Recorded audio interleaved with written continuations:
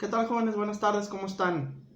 Bueno, primero que nada, el día de hoy me resultó imposible el poder conectarnos en vía videoconferencia como lo habíamos comentado en la clase anterior. Pero bueno, desde ahorita dejen por confirmado que el próximo martes nos vemos en videoconferencia a las 8 de la noche, que es en nuestro horario habitual de clase, para poder detallar ya todo lo relativo a lo que sería nuestro proyecto final y que tendrá un valor del 50% para nuestra calificación final, ¿sí? Entonces eso sí ya me urge que vayamos considerándolo para que también ustedes tengan el tiempo de organizarse y prepararse y pues todo salga perfectamente bien, para bien de todos, ¿no? Y sobre todo pues para que no se les vaya a perjudicar en lo absoluto en lo que es su evaluación correspondiente al examen final. Expuesto lo anterior, jóvenes, y bueno, de todos modos estando ahí en comunicación constante a través del WhatsApp que hemos creado, ¿sí? El día de hoy vamos a comenzar a ver lo que son los procedimientos especiales. En Moodle ya les puse también por ahí un cuadro a manera de síntesis de todo lo que son los procedimientos especiales, que espero y nos sirva sobremanera para poder entender y para poder conceptualizar de una forma un poquito más concreta cuáles son los procedimientos especiales y qué es lo que les hace especial a dicho tipo de juicios, ¿sí? En principio, la ley civil nos establece que los procedimientos especiales se van a substanciar conforme a las reglas de los procedimientos ordinarios y también conforme a las reglas especiales que se planteen en cada uno de los capítulos de que a cada procedimiento especial corresponda. Obviamente, las disposiciones del procedimiento ordinario van a poder establecerse o van a poder tomarse en cuenta dentro del procedimiento en todo aquello que no contravenga al procedimiento especial o bien no se encuentre regulado por el procedimiento especial de que se trate. Propiamente nos van a tocar analizar, son 9 procedimientos especiales. Creo que quizá con algunos de ellos ya pueden estar familiarizados, a lo mejor porque les ha tocado verlo un poco en la práctica, porque han oído hablar de ellos, quizá porque lo han abordado ya en otras materias y creo yo que no nos va a ser un tema muy complicado. Entonces, los procedimientos especiales que nos va a tocar analizar son las tercerías, los juicios ejecutivos, que respecto de los primeros, bueno, ya debieron de haber visto algo en teoría general del proceso. Juicios ejecutivos los hemos venido explicando a lo largo de nuestro curso. Juicios hipotecarios, juicios de desahucio, alimentos, que, bueno, seguramente en su curso de derecho familiar ya lo vieron con mayor ahondamiento y con pues mayor detalle ciertas consideraciones del procedimiento familiar. El daño moral, el cual también hemos venido hablando un poco a lo largo de nuestro curso. Los interdictos, la modificación de actas del registro civil, que no debemos de confundirlo con las anotaciones marginales a los atestados del registro civil. Si son anotaciones marginales, son vía jurisdicción voluntaria. Si son modificaciones de los atestados, entonces sí es vía procedimiento especial. Y por último, la pérdida de la patria potestad. ¿Sí? Estos son los procedimientos especiales que nuestro Código de Procedimientos Civiles vigente en la entidad considera y que vamos a comenzar a analizar el día de hoy. No sé si alcancemos a analizar todos en nuestra clase de hoy, pero bueno, si no, bueno, veamos la posibilidad de avanzar lo más que se pueda y concluimos la siguiente clase, ¿sí? Esto toda vez que, bueno, mi intención es que la última semana de clases la consideremos para lo que sería la ejecución de nuestro proyecto práctico final y entonces prácticamente entonces sería esta semana y la siguiente con los que concluiríamos propiamente lo que sería nuestro temario, que de hecho pues ya no son muchos temas los que nos falta por analizar, son procedimientos especiales y juicios universales, dentro de los cuales vamos a analizar los concursos y un poco de sucesiones. No voy a entrar tan profundo a lo que son sucesiones, en virtud de que lo analizarán ustedes en su curso en particular. Y vamos a analizar también como último tema lo que son las jurisdicciones voluntarias y qué procedimientos se instan a través de una jurisdicción voluntaria. Entonces, propiamente son 3 temas los que nos falta por analizar, quizá algunos de ellos con sus subtemas, como lo son, bueno, pues evidentemente los procedimientos especiales, todos los que acabamos de analizar, juicios universales, concursos y sucesiones, y jurisdicción voluntaria, pues los diversos tipos de procedimientos que se pueden instar bajo estas reglas, como ya lo habíamos comentado. Entonces, expuesto lo anterior, jóvenes, pues vamos a comenzar con lo que son los procedimientos especiales, y el primero que vamos a comenzar a analizar son las tercerías. Como ya hemos venido hablando durante nuestro curso y seguramente les tocó ver también dentro de su curso de teoría general del proceso, las tercerías son procedimientos que son instados por terceros dentro de juicio o terceros ajenos a juicio que tienen intereses adversos a ambas partes, o bien que tienen intereses que van en el mismo sentido a una de las partes en litigio. La forma de tramitar una tercería son exactamente bajo las mismas reglas que se tramitaría una demanda inicial o un juicio principal. Es decir, la demanda de tercería debe reunir exactamente los mismos requisitos que reuniría una demanda principal, y por ende la contestación de la tercería lleva también las mismas reglas que llevaría una contestación dentro de un procedimiento principal. Hay dos tipos de tercerías, dentro de nuestra ley vamos a encontrar que nos habla de tercerías excluyentes y de tercerías coadyuvantes, ¿sí? Y bueno, pues evidentemente vamos a analizar cada una de ellas. Por principio de cuentas, de manera general, las tercerías, sean excluyentes o sean coadyuvantes, se van a presentar ante el mismo juez que esté conociendo del juicio principal, a razón del cual el tercero se pretende adherir, ya sea porque tenga intereses adversos o intereses similares a una de las partes, ¿sí? No puede instarse una tercería jamás ante un nuevo juzgador, sino que necesariamente será respecto de aquel que ya esté conociendo del asunto, respecto del cual pues evidentemente guarda un interés, sea adverso, sea similar a de alguna de las partes. En el caso de las tercerías, estas se van a substanciar por cuerda separada. ¿Qué quiere decir esto? Que las tercerías se van a desarrollar bajo un cuadernillo o bajo un expedientillo, como normalmente pueden localizarlo en las disposiciones civiles de varias partes de la República. En el caso de Aguascalientes, ustedes lo van a encontrar como cuadernillo o como cuerda separada, pero en algunos otros estados los pueden localizar como expedientillo, ¿sí? Es decir, se va a abrir un expediente dentro de los mismos autos, van a tener exactamente el mismo número de expediente, pero se va a substanciar en forma separada. Es decir, las actuaciones que tengan que ver con la tercería no van a quedar agregadas dentro del expediente principal, sino que se va a abrir un nuevo cuaderno en el cual se van a establecer todas y cada una de las actuaciones de la tercería. Si nosotros nos vamos a lo que establece la ley dice que se van a substanciar en la misma forma que prevén los incidentes. Esto en cuanto a las reglas de presentación de demanda, contestación, pruebas, etc. ¿Sí? Y finalmente, bueno, si nos vamos a los incidentes, establecemos que las reglas de presentación de demanda y contestación en incidentes atienden a las reglas de presentación de demanda y contestación en juicios principales. Entonces, por eso yo hace unos momentos me fui a la raíz, pero bueno, se los quiero aclarar para efectos de que no vayamos a tener absolutamente ninguna confusión. Evidentemente, pues el atender a lo que son reglas de los incidentes, pues trasciende más aquellos a los términos para presentación de pruebas, desahogos, etc. ¿Sí? Hablábamos entonces que existen dos tipos de tercerías. Tenemos tercerías coadyuvantes y tenemos tercerías excluyentes. En cuanto a las tercerías coadyuvantes, estas podrán presentarse dentro de cualquier momento de juicio, siempre y cuando el expediente no haya sido citado para sentencia, ¿sí? ¿Por qué se hace hasta este momento? Porque bueno, si hablamos de una tercería de coadyuvancia, estamos entendiendo que quien va a comparecer con el carácter de tercero a juicio tiene interés similar a de alguna de las partes. Luego entonces, para ventilar lo que éste tenga que incorporar al expediente, pues necesariamente se pretende que esto sea durante la prosecución del juicio, sí, siempre y cuando no se haya dictado sentencia definitiva.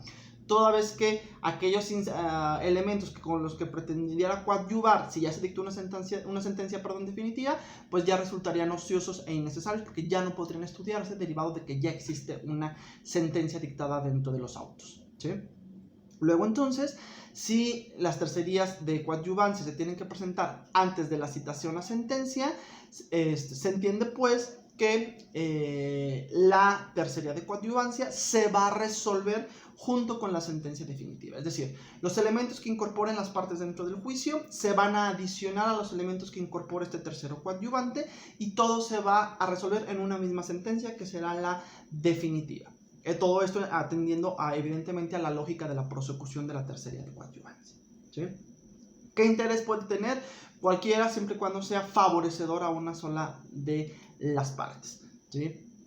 Por ahí me parece que hace un par de semanas, cuando todavía estábamos en nuestras clases presenciales, hablábamos, por ejemplo, de un juicio de juicios familiares en los que a lo mejor la cónyuge del demandado compareciera a aportar elementos para favorecer en determinado momento a los intereses del esposo, ¿sí? O quizá finalmente, no propiamente porque pretenda defender los intereses del esposo, sino porque la defensa del esposo va encausada a la misma de la esposa y, bueno, finalmente es una tercería de coadyuvancia. Ejemplo que puede ocurrir aquí en esta situación. Bueno, por ejemplo, si estaban demandando un juicio de alimentos por un hijo nacido fuera del matrimonio, se está evidentemente demandando a el padre de dicho menor. Entonces la esposa o cónyuge de este puede comparecer bajo una tercería de coadyuvancia a efecto de exhibir o adicionar elementos por las cuales se haga una reducción de la pensión alimenticia a efecto de favorecer evidentemente a lo que es la familia formada dentro del matrimonio, ¿sí? Esto obviamente como un ejemplo, pero bueno, pueden existir mil y un supuestos de tercerías de coadyuvancia. Quizá no es lo más común que existan este tipo de tercerías. Podría yo inclusive decirles que ha caído un poco en desuso la tercería de coadyuvancia, pero bueno, finalmente es una figura jurídica todavía vigente. Pero bueno, les digo que bueno, no es muy usual y ha caído en desuso porque bueno, realmente, pues bueno, quien no es parte de un juicio, pues difícilmente va a querer inmiscuirse en procedimientos jurisdiccionales de manera gratuita, ¿sí? Entonces, solo cuando existe esta transgresión a los propios intereses, pues bueno, entonces se dará una posibilidad de tercería de coadyuvancia a efecto de favorecer a los intereses de una sola de las partes. Y bueno, dejando claro entonces lo que es la tercería de coadyuvancia, pasamos a lo que es la tercería excluyente. En cuanto a la tercería excluyente, esta puede ser de preferencia y de dominio. Si es tercería excluyente de preferencia, va a instar la defensa de un mejor derecho de cobro, es decir, donde se va a tener un derecho para hacer el cobro con anterioridad a aquella persona a la que se le está reclamando la defensa de este derecho a través de una tercería excluyente de preferencia. Si hablamos de una tercería excluyente de dominio, es porque se está reclamando la propiedad del bien que está siendo sujeto a garantía dentro de un juicio particular y concreto. Ejemplos, tercería excluyente de preferencia.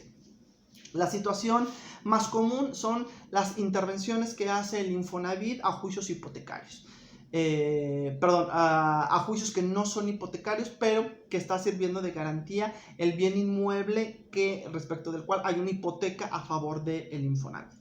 ¿Qué quiere decir esto? Resulta que yo tengo un inmueble que se encuentra hipotecado por el Infonavit, llegan, me lo embargan y este inmueble va a ser sujeto a un remate en la moneda pública. Entonces, por el solo hecho de que exista una hipoteca a favor del Infonavit, previo a iniciar los procedimientos de remate, se tendrá que notificarle al Infonavit para que éste haga valer su derecho preferente de cobro. Sabemos que la hipoteca, al ser primero una garantía real y segundo al encontrarse inscrita en el registro público de la propiedad, pues es oponible a terceros y por ende entonces en caso de que se pretenda generar una ejecución respecto de dicho inmueble, tendrán derecho preferente de cobro respecto del producto de la venta de dicho inmueble quienes tengan esa garantía hipotecaria a su favor. Entonces es el claro ejemplo de una tercería excluyente de preferencia. Tercería excluyente de dominio. Resulta que me demandan a mí por el pago de un pagaré de 10,000 pesos y me embargan una casa. Y resulta que esa casa yo había firmado un contrato de compra-venta hace 10 días con 10 días de anterioridad al embargo.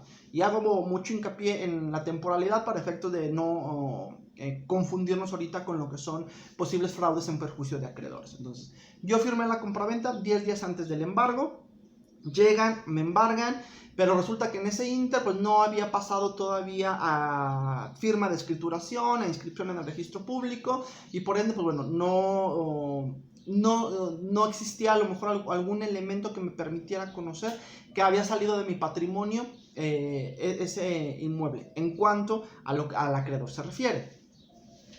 Entonces, En este juicio, a través de una tercera excluyente de dominio, puede comparecer el comprador exhibiendo su contrato de compraventa y demostrando la veracidad y la fecha cierta de la celebración del mismo, para efecto de que el inmueble que fue en materia de garantía quede excluido de embargo y por ende de remate, y le sea entregado y trasladado el dominio total a favor del comprador. Entonces son claros ejemplos. ¿En qué momento se pueden promover estas tercerías? La tercería excluyente de dominio se puede promover siempre y cuando no se haya fincado remate respecto de los bienes, que pretende defenderse a través de esta tercería. Tercería excluyente de preferencia puede promoverse aun y cuando se haya celebrado el remate, siempre y cuando no se haya pagado ya el producto de la venta. Actualizados esos dos supuestos, en cada uno de los casos en particular, la tercería excluyente ya no será viable aun y cuando se hubiese tenido ese derecho a defender el dominio o la preferencia al pago. Entonces, si no se promueve dentro de estas temporalidades, la tercería excluyente ya no podrá ser viable dentro de juicio.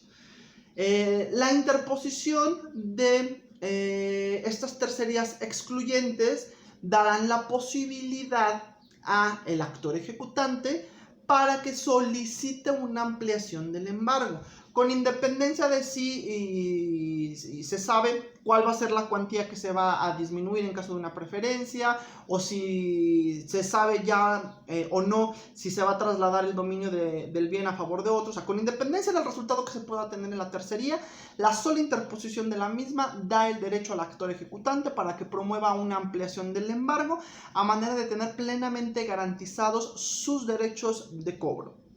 Obviamente, sabemos que los embargos siempre se traban única y exclusivamente respecto de aquellos bienes que sean suficientes para cubrir el monto de las cantidades condenadas. ¿Qué quiere decir esto? Si resulta que la tercería excluyente no es procedente y se rematan estos bienes que estaban siendo sujetos a tercería y con ellos se alcanza a cubrir el pago, pues entonces los bienes que se hayan embargado en esta ampliación de garantía pues quedarán libres y sin absolutamente ningún problema, ¿sí? Entonces, esto que nos quede perfectamente claro, ¿sí? La interposición de las tercerías, en principio, no va a generar una suspensión del procedimiento, ¿sí? Y es por eso que se tramitan por cuerda separada. Como no interrumpe el juicio en particular, entonces el juicio principal va a continuar su curso y la tercería se va a ventilar en un expediente o en un cuadernillo aparte. ¿Hasta qué momento se va a suspender? Obviamente, en las tercerías de coadyuvancia, pues nunca se va a suspender porque ambas se resuelven en definitiva.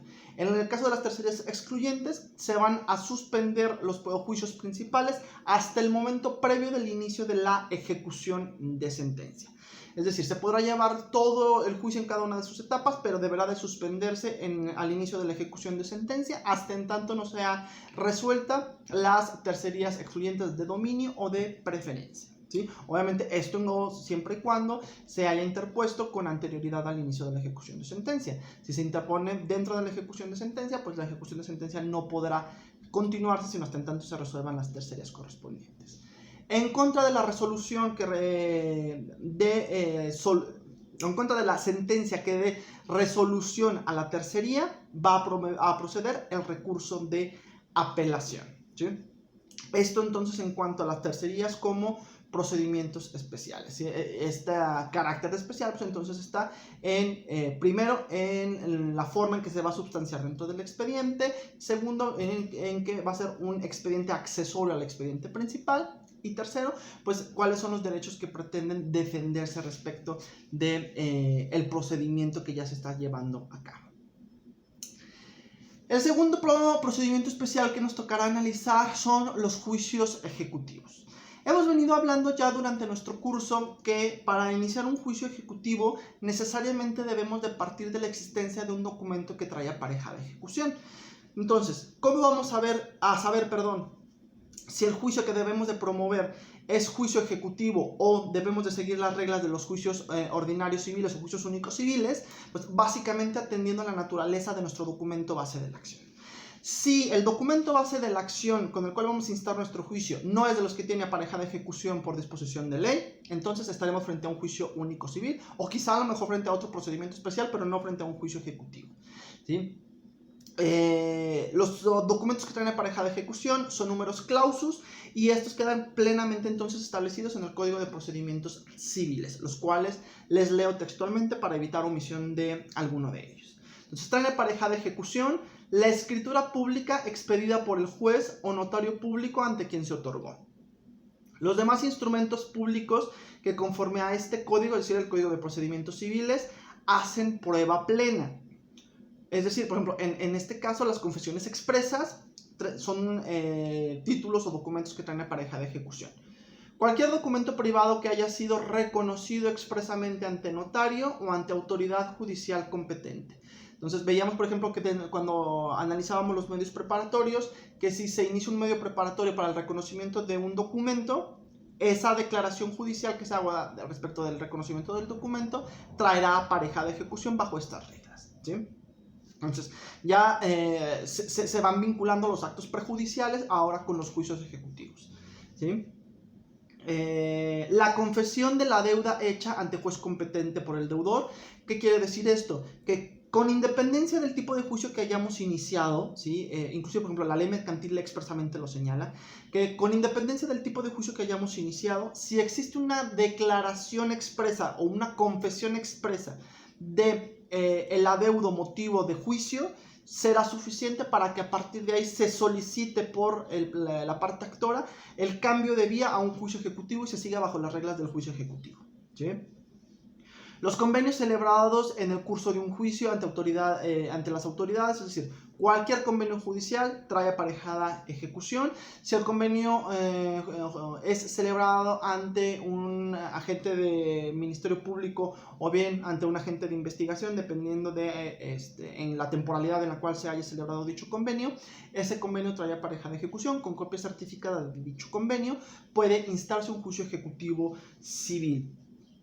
Las pólizas originales de contratos celebrados con intervención de un corredor público y el juicio uniforme de contadores si las partes ante el juez o por escritura pública o por escrito privado reconocido judicialmente se hubieran sujetado a él expresamente o lo hubieran aprobado, ¿sí? Ahora bien, estos son los documentos que traen aparejada ejecución según el Código Civil, el Código de Procedimientos Civiles. Sin embargo, no nada más, o sea, son números clausus, pero no necesariamente deben estar contenidos en el Código de Procedimientos Civiles, en el Código Civil. Pueden estar contenidos en otros cuerpos normativos. Por ejemplo, las cuotas de mantenimiento traen aparejada ejecución, vinculadas con algunos otros elementos que nos establece la ley en términos de las disposiciones municipales del municipio, de Aguascalientes o del estado de Aguascalientes, ¿sí? Entonces, documentos que traen aparejada ejecución pueden encontrarse en otros cuerpos normativos, pero sí, entonces deberá de estar expresamente señalado que el documento de que se trate trae aparejada ejecución. En este caso, pues bueno, ya sabemos que los juicios ejecutivos tienen como característica principal que se va a autorizar un mandato de ejecución desde el inicio del procedimiento. ¿Qué quiere decir esto? Junto con la admisión de demanda, se va a instruir una ejecución a cargo del demandado, a manera de que desde el inicio del juicio exista una garantía de pago respecto de las prestaciones que en su momento puedan ser condenadas en sentencia definitiva, ¿sí? Entonces, eso es lo que hace especial a este tipo de procedimiento. ¿Cómo se lleva a cabo este mandato de ejecución? Pues a través de un ministro ejecutor que se va a constituir en el domicilio de la parte demandada a efectos de requerirle de pago y en caso de que no lo efectúe en el momento mismo de la diligencia, proceda al embargo de bienes que resulten suficientes para garantizar las prestaciones que están siendo reclamadas dentro de juicio. Y es muy importante, jóvenes, yo sé que les queda perfectamente claro esta situación, pero bueno, en algún momento me tocó que un alumno me refutaba expresamente, con mucho ahínco, que los bienes que son embargados en una diligencia son bienes dados en pago. Esto es totalmente falso, jóvenes. los bienes o las diligencias de embargo que se practiquen tienen carácter de garantía. Cualquier disposición que se haga de los bienes por parte de la parte actora ejecutante también es constitutivo de delito, no nada más aquella disposición que se haga por parte del demandado que se quede como depositario. Entonces, el delito de depositario infiel puede ser configurado tanto a la parte actora como a la parte demandada. ¿Sí? Entonces, ¿por qué? Porque son precisamente bienes otorgados en garantía, no son bienes otorgados en pago. Entonces sí quiero que esto nos quede perfectamente claro para que jamás se nos vaya a ocurrir hacer este tipo de aseveraciones. Las diligencias de embargo tienen carácter o su carácter o fin es de garantizar, jamás de pagar. Que en la diligencia se pueden hacer pagos en efectivo, que en la diferencia se pueden hacer pagos en especie, sí, eso es perfectamente cierto, pero no es la naturaleza jurídica de la diligencia de embargo. Eso ya atiende a la voluntad expresa de las partes. Si en el momento que se está llevando a cabo la diligencia de embargo, las partes acuerdan que con los bienes señalados se cubra la deuda, a libre voluntad de las partes se puede establecer así una diligencia y entonces los bienes sí serán otorgados en pago, pero solo si es pactado por las partes. En cosa distinta, entonces nos deberemos constreñir al texto de la ley y únicamente son diligencias de garantía. ¿Sí? Practicado el embargo o la recuperación de la... Practicado el embargo o la recuperación del acoso, cuando el actor, por no haberse encontrado el acoso o bienes en que traba la ejecución, se reserva el derecho de señalarlos, se emplazará al deudor para que conteste la demanda dentro de 3 días y seguirá el juicio por los demás trámites señalados en este código. ¿Qué quiere decir esto? Que si en el momento de la diligencia de embargo no se encuentran bienes, con independencia de ello, si se embarga o no se embarga, se procederá entonces en ese momento a emplazar al demandado y se le van a otorgar 3 días para que comparezca a dar contestación a la demanda. Entonces, esta es una característica también muy importante del procedimiento especial de juicio ejecutivo civil. Recordemos que estamos hablando de juicios ejecutivos civiles en este momento, ¿sí? Las reglas del juicio ejecutivo mercantil son totalmente distintas a lo que es el juicio ejecutivo civil en cuanto a tiempos. Es decir, en cuanto a las reglas generales son exactamente los mismos. También parte de un documento que trae pareja de ejecución, hay un mandato de ejecución, la finalidad de esa diligencia es requerir de pago, embargar y emplazar. Es decir, todo es exactamente igual, solo la cuestión de los tiempos es la que cambia en materia civil y en materia mercantil. ¿Y qué importancia hay aquí? Bueno, pues que la sentencia que se dicte dentro de un juicio ejecutivo va a determinar desde ese momento mismo que se proceda al remate de los bienes una vez que se haga el requerimiento de cumplimiento voluntario y no se dé cumplimiento al mismo. Es decir, a diferencia de cualquier otro tipo de juicio, se da apenas un requerimiento de cumplimiento voluntario y en caso de que no se haga, se inicia un proceso de ejecución en el cual se tendría que prender una planilla de liquidación en caso de ser necesario y a partir de ahí se autorizaría una diligencia de embargo. En este caso ya no, como ya hay embargo, desde la sentencia misma, en caso de que no se haga cumplimiento voluntario, se puede instruir el remate de dichos bienes. Y básicamente, pues entonces, estas son las reglas especiales de los juicios ejecutivos. Pasamos al siguiente procedimiento especial, esperando que hasta el momento nos esté quedando todo perfectamente claro. Y este es el juicio de hipoteca o juicio hipotecario. El juicio hipotecario, jóvenes, normalmente ustedes quizás estén más familiarizados con el procedimiento que se insta para la ejecución de una hipoteca. Si bien es cierto, a lo mejor esta es la forma o el tipo de juicios más tradicionales que en materia de hipotecas se inician, pues no son limitativos únicamente a ejecución de hipotecas. Los juicios hipotecarios pueden instarse para constituir, para ejecutar o para cancelar una hipoteca. ¿Qué quiere decir esto? Que si resulta que yo tenía una hipoteca y por ciertas circunstancias el bien inmueble en el cual recae esa hipoteca demeritó su valor, yo puedo iniciar un juicio hipotecario para el mejoramiento de la garantía. Obviamente esto en caso de que no se haga un mejoramiento voluntario. Si resulta que yo también pagué el crédito hipotecario y no se me liberó mi inmueble, entonces yo puedo iniciar un juicio hipotecario para que se proceda a la cancelación de la hipoteca. Y el supuesto más común, entonces yo no cubrí en los plazos convenidos el crédito hipotecario, entonces se puede iniciar un juicio de hipoteca por la ejecución, un juicio hipotecario por la ejecución de dicha hipoteca, ¿sí? Entonces, el juicio hipotecario necesariamente siempre va a partir de la existencia de dos contratos, un contrato principal, un contrato accesorio, donde la hipoteca evidentemente será el contrato accesorio y el contrato principal normalmente será un mutuo, pero bueno, no necesariamente ello, por generalidad así es, pero bueno, no es limitativo de esta situación.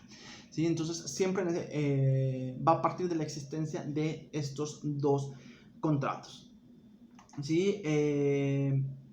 Presentada la demanda, evidentemente adjuntándole el instrumento respectivo en el cual se haga constar la hipoteca, se va a instruir la fijación de una cédula hipotecaria, la cual se va a inscribir en el registro público de la propiedad, a manera de que se haga la anotación en el registro del inmueble respectivo de que se ha iniciado un juicio hipotecario a cargo de dicho inmueble, para que no puedan efectuarse registros posteriores respecto del mismo, menos aún si esas inscripciones pretenden hacer traslados de dominio respecto de dicho inmueble.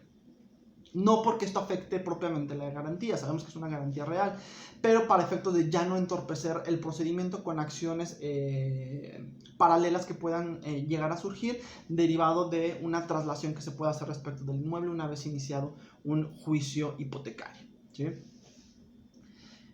Admitida la demanda, se va a correr traslado bajo las mismas reglas que hemos venido analizando y se les va a otorgar a la parte demandada 9 días para que procedan a dar contestación a la demanda. ¿Sí? La demanda se va a contestar bajo las mismas reglas que hemos venido analizando dentro de los juicios ordinarios, que es aceptándola o afirmándola o bien negándola. Y respecto de aquellas situaciones que no se exponga una afirmación o una negación, habrá una tácita sumisión a estas circunstancias por no haberse suscitado controversia. ¿Sí? Contestada la demanda o una vez transcurrido el plazo para ello, se va a abrir el juicio a pruebas por un término de 6 días para efecto de que ambas partes aporten los medios de convicción que resulten necesarios para efecto de demostrar la procedencia de sus acciones o de sus excepciones. Y desahogadas todas las pruebas, se va a dictar una sentencia en la cual se va a resolver la procedencia o no del juicio hipotecario y una situación muy importante que es en contra de la sentencia que se resuelva un juicio hipotecario no va a proceder recurso ordinario alguno. Entonces, excluyendo a lo mejor todo lo que son las reglas que partimos del procedimiento ordinario, pues tenemos como reglas principales o como elementos adicionales la existencia de que este juicio debe de partir de la existencia de dos contratos. Segundo, que la admisión de la demanda va a instruir la fijación de una cédula hipotecaria que se inscribirá en el registro público de la propiedad para evitar cualquier movimiento respecto del inmueble. Y tercero, que en contra de la sentencia definitiva en la cual se resuelva un juicio hipotecario, no va a proceder recurso ordinario alguno. ¿Sí? Básicamente, estas son las reglas bajo las cuales se estaría instando un juicio hipotecario. ¿Sí? Pasamos al desahucio, lo vamos a ver de una vez, toda vez que bueno, no hay muchas reglas que tengamos que resolver respecto de el desahucio y con este estaríamos concluyendo nuestra clase del día de hoy. El juicio de desahucio, jóvenes, parte de la existencia de un contrato de arrendamiento, evidentemente, en el cual para poder instar un procedimiento de desahucio debemos de partir de la existencia no nada más de este contrato de arrendamiento, sino de que existe un incumplimiento de pago de las pensiones rentísticas por al menos 3 meses. ¿Sí? Si no se reúnen estos requisitos, es decir, si el adeudo de pensiones rentísticas no excede de los 3 meses, no estaríamos en posibilidad de instar un juicio o un procedimiento de desahucio. Entonces podremos promover un juicio de terminación, un juicio de rescisión, bajo las reglas del juicio único civil, pero no un juicio de desahucio. Aquí se requiere que existan por lo menos 3 pensiones rentísticas adeudadas, pudiendo ser más sin absolutamente ningún problema. Presentada la demanda de desahucio, se va a instruir un mandato de ejecución en el cual se va a facultar al ministro ejecutor para que se constituya en el domicilio de la parte demandada y se le requiera por el pago inmediato de las pensiones rentísticas adeudadas o bien demuestre que las mismas se encuentran cubiertas. Si en el momento de la diligencia el arrendatario demuestra que se encuentran pagadas las pensiones rentísticas, se dará vista a la contraparte para que manifieste lo correspondiente, pero en ese momento quedará suspendida la diligencia. Si en el momento mismo de la diligencia el arrendatario cubre las pensiones rentísticas adeudadas, en ese momento concluye el procedimiento de desahucio, porque la naturaleza jurídica del mismo es la obtención del pago, y entonces, obtenido esto, el procedimiento se suspende, toda vez que entonces nos dejaría sin la existencia del requisito sine qua non para su procedencia, que es la existencia de 3 pensiones rentísticas adeudadas. Si no se demuestra que ha sido pagado en las pensiones rentísticas que se reclama y no se pagan en el momento mismo de la diligencia, se va a proceder a una diligencia de ejecución en la cual se le va a requerir a la parte demandada para que en el término de 90 días desaloje el bien materia de arrendamiento. Y en caso de no ser desalojado en esos 90 días, se procederá a su lanzamiento a su costa transcurridos estos 90 días. Y en el momento mismo de dicha diligencia se le va a proceder a emplazar a la parte demandada para que dentro del término de 9 días dé contestación a la demanda respectiva y obviamente interponga sus excepciones y defensas que considere pertinentes. ¿Sí? ¿Qué es lo importante aquí, jóvenes, en cuanto al procedimiento de desahucio? Bueno, la ley nos dice que transcurridos los 90 días, si no se efectuó el pago ni se demostró el pago del mismo, pero tampoco se procedió a la desocupación del bien materia de arrendamiento, se va a proceder al lanzamiento del arrendatario a su costa, pudiendo solicitar la parte acreedora o el arrendador que en el momento de la diligencia de lanzamiento se efectúe embargo de bienes que garantice el pago de las pensiones rentísticas adeudadas. Esto es lo que nos dice la ley. Sin embargo, aquí vamos a hacer muchas críticas. En principio, yo no les recomiendo nunca que ustedes se vayan por un procedimiento de desahucio. Siempre mi recomendación más viable será que ustedes se vayan a instar un procedimiento de terminación del contrato por incumplimiento del mismo. ¿Por qué? Primero, porque el contrato de terminación no nos da esta limitación de temporalidad en cuanto al número de pagos que tienen que haberse vencido y no cubierto. Entonces, la terminación del contrato se puede iniciar, bueno, salvo que en el contrato se haya pactado una cuestión distinta, desde la falta de pago de una sola pensión rentística. Normalmente eso es lo que se establece en el contrato, a veces se establece 2 o más. Pero incumpliendo esta situación se puede ir a una terminación del contrato. Y en la terminación del contrato se puede reclamar el pago de las pensiones rentísticas adeudadas y que se sigan adeudando. Y se puede reclamar también la entrega del bien materia de arrendamiento. Y aquí en este supuesto, si nos efectúa el pago de las pensiones rentísticas adeudadas, con independencia de ello, la terminación continúa y puede ser viable en atención a que de todos modos el incumplimiento ya quedó plenamente actualizado y por ende no se puede obligar al arrendador a continuar con un contrato de arrendamiento en el cual se le ha incumplido en forma reiterada. Aunado a ello, pues bueno, obteniendo la sentencia, pues se puede obtener entonces también el lanzamiento. Y aquí me paso a la segunda crítica. Ustedes me dirán, licenciado, pero bueno, en el procedimiento de terminación, pues a lo mejor nos llevamos 5 meses, nos llevamos 6 meses, y el desahucio dice que 90 días. Y sí, efectivamente la ley eso nos dice. Sin embargo, en la práctica, ningún juez les va a autorizar el lanzamiento dentro de esos 90 días si no existe una sentencia definitiva, porque se estará sustentando en el que el lanzamiento que efectúen sería como efectuar o prejuzgar el procedimiento que están estudiando en ese momento. Entonces, aun y cuando la ley nos diga que si en 90 días, que en teoría son 3 meses, se puede proceder al lanzamiento, pues difícilmente un juez se los va a autorizar. Que si se lo niegan, se pueden ir a impugnar y se pueden llegar hasta un amparo, pues sí pueden hacerlo, pero seguramente en todo ese tiempo ya rebasaron los 6, 7, 8 meses que se puede tardar un juicio de terminación de contrato de arrendamiento.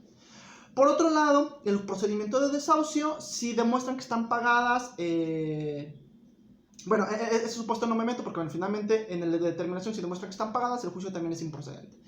Pero si efectivamente existía el adeudo y me pagan, en el momento de la diligencia o al momento de contestar la demanda, eso da nos trae como consecuencia la conclusión del procedimiento de desahucio, lo que no sucede con el juicio de terminación de contrato por incumplimiento al pago de pensiones rentísticas, como ya lo habíamos señalado.